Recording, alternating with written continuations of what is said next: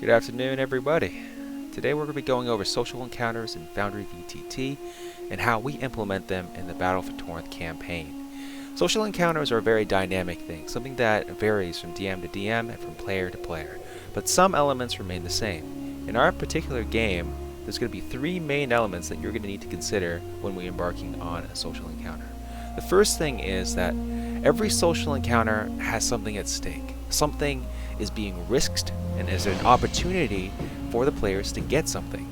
So for example, let's say you're talking with a merchant. The obvious benefit of a social encounter is to provide a good image of the party, increase your reputation. And with this increased reputation, with this increased favorability with the merchant, you could probably in the future exploit this positive relationship in order to get a better price on specific goods, in order to get access to specific NPCs. So the lesson number one is every social encounter has something at stake, even if the DM doesn't tell you. Often the DM will not tell you what it is, because that's part of the mystery of the world. You're gonna have to figure that out by yourself. The second thing that is consistent is that we're gonna need to find out who is talking, and that's why when you're going and you're speaking, first thing you're gonna do is you're gonna want to go to your player lobby, and you're going to want to add your character to the stage. So for example, let's say your character is one of these characters. The party character sheet here, which is normally placed on the mini-map to represent the party, you can always add this to the stage. So if you right-click the party and you click add to stage, you won't have all these options because you're not the DM, but there will be something called add to stage. You can add to stage anything that you own. Any character sheet that you own, you can add to the stage. Why is that important? Well, the reason why it's important is because if you add it to the stage, it'll show up right here. Now, the reason why it's important is, watch the magic here. If you right-click this and you start speaking, it makes it very obvious who's speaking. So pretend you're the party, you're named party for some reason. You right-click this and boom, your image pops up. Now when you begin speaking, it's very obvious. This pops up for all the characters, for the DM, for the players, and it's very obvious who's speaking. So pretend if your name was Party, you'd be speaking right now and be obvious who it is. So this allows people to identify who you are. It allows people to identify who's speaking, what they look like. It gives you a better immersion in the story. And that is the second lesson of social encounters, knowing who's speaking. So the first lesson is there's always something at stake. Second lesson is know who you're talking to. Third lesson is implement a strategy. Implement a good strategy rather than a bad strategy. Try to keep that in mind when you're talking to someone. For example, if you're talking to a warrior, it might not be a good idea to talk about, calculations about the cosmos, about astronomy. The warrior probably won't care about that unless there's some kind of noble, unless they're some kind of scientific figure, some kind of inventor. They're probably not going to care about that.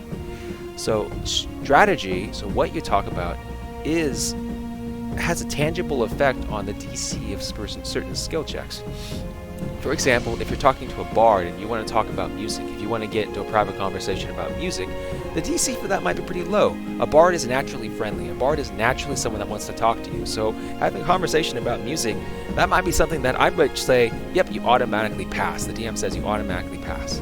Now, if you go up to a warrior and you ask, hey, let's have a private conversation about music, I'm going to need to actually have a DC there because every warrior doesn't want to talk about that. Some warriors might not want to talk about music. Some warriors are out there, trying to actually do jobs that require martial prowess. They want to increase their reputation as a warrior. They don't want to talk about music. They don't want to talk about this artistic stuff all the time. Therefore, I'm going to need to introduce a certain DC. So that's going to be another important factor. Is going to be the strategy that you use. It's going to affect the DC. So first lesson is going to be, hey, every time you talk to a character, there's something at stake. Second strategy is know who's talking, and that's where you introduce this module here. You right-click it in order to show your image. So if I right-click this, boom, image shows up, and this shows up for everyone. Oh, why is it freezing? This is not good. But it should show up as soon as you right-click it. Yeah, there it is. It was just a temporary glitch. If you right-click it, it'll show up, and this will let everyone know who's talking. And this allows for multiple people to talk at the same time. So for example, here, let's go and, for example, let's take Mystic Primrose. and we'll add her to the stage as well, and we'll also add Lowell. So now we added 3 people, right? So then we go back and think, okay, now they're in the stage. You're not going to have all these options because you're only going to have 1 or 2 or 3 people that you have ownership over, because you only have 1 character. But as the DM, I'm going to need to keep track of this.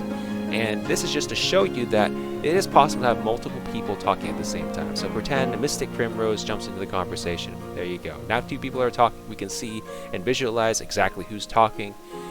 Finally, there is going to be Lowell Hemils. Sorry if I butchered the pronunciation there. Now you can see all 3 of them are talking. We don't want to get this too crowded, so if you're not talking, if you're not actively participating in conversation, then maybe it's time to, I don't know, withdraw yourself, and this will leave more room for the other characters, and that'd be greatly appreciated. Otherwise, try to keep your character up there if you're actively participating in the conversation. All right, that's going to be it for the social encounters. I think that's going to be the main things. Social encounters are very dynamic, very flexible, and you can do whatever you want with them. This is your opportunity to play out your character the way you want to. If you want to talk tactically, if you want to talk strategically, if you want to talk just role-playing your character and role-playing your goals, your ideals, your motivations, your background, talking about your memories, you can do that. This game is what you make of it. The campaign is in your hands. We emphasize player agency here, and you're going to have that opportunity with a minimum amount of DM intervention. Anyway, I hope you guys have a great time. Let me know if you have any questions. Go ahead and post them in Discord. Alright, peace guys.